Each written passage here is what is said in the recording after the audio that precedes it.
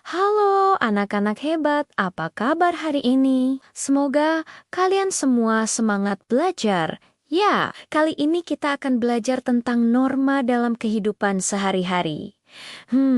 Siapa yang tahu apa itu norma? Yuk kita cari tahu bersama-sama. Saat kita hidup bersama orang lain, kita perlu aturan supaya hidup kita tertib dan damai. Nah, aturan itu disebut norma. Jadi, norma adalah pedoman atau aturan yang mengatur perilaku manusia dalam masyarakat.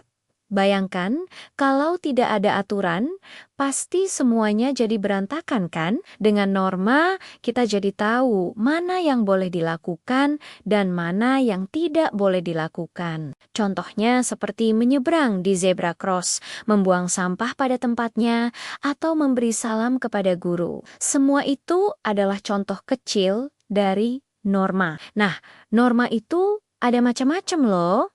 Mari kita bahas satu persatu. Yang pertama, ada norma agama. Ini adalah aturan yang bersumber dari ajaran agama yang kita yakini. Setiap agama mengajarkan kebaikan. Contohnya, rajin beribadah sesuai ajaran agama masing-masing, selalu berdoa sebelum makan, dan pastinya tidak boleh berbohong. Menjalankan norma agama membuat hati kita tenang dan hidup kita lebih terarah. Selanjutnya, yang kedua adalah norma kesusilaan.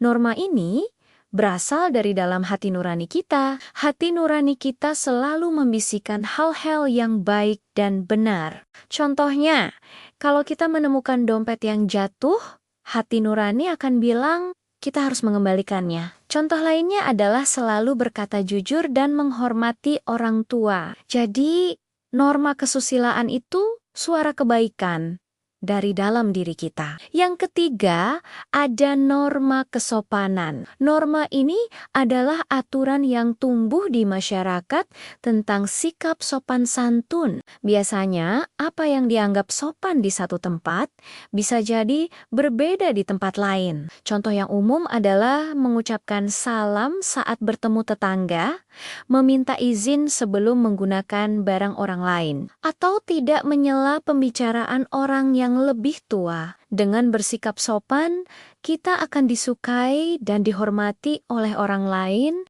Terakhir, yang keempat adalah norma hukum. Ini adalah aturan resmi yang dibuat oleh negara atau pemerintah. Sifatnya tegas dan memaksa. Artinya, siapapun yang melanggar akan mendapatkan sanksi atau hukuman. Contohnya gampang banget. Seperti mematuhi rambu lalu lintas saat di jalan. Tidak boleh merusak fasilitas umum seperti taman atau halte bus dan membayar pajak tepat waktu. Norma hukum dibuat agar ketertiban dan keamanan negara terjaga. Lalu, apa sih manfaatnya kalau kita mematuhi semua norma itu? Wah, banyak sekali. Kalau kita mematuhi norma, kehidupan kita dan orang-orang di sekitar kita menjadi lebih tertib, aman, dan tentram. Suasana jadi rukun dan damai, tidak ada pertengkaran. Selain itu, kita juga akan dihormati dan disukai oleh orang lain. Yang paling penting, kita bisa terhindar dari sanksi, hukuman, atau masalah. Enak kan? Sekarang, coba deh, kalian pikirkan sebentar. Norma apa yang paling sering kalian jalankan di rumah?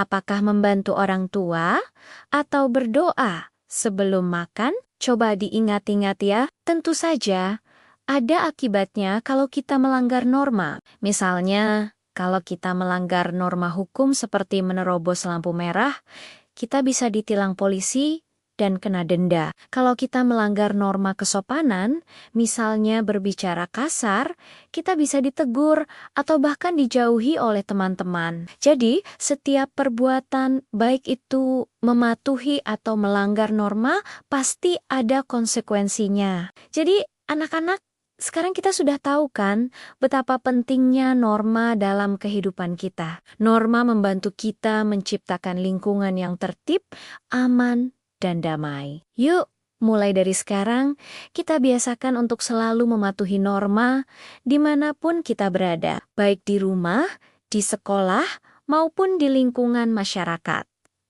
Siapa di sini yang siap untuk selalu mematuhi norma? Kalau kamu siap, katakan, "Saya." Wah, hebat semua. Terima kasih sudah belajar bersama hari ini. Sampai jumpa di video pembelajaran selanjutnya ya. Cacat.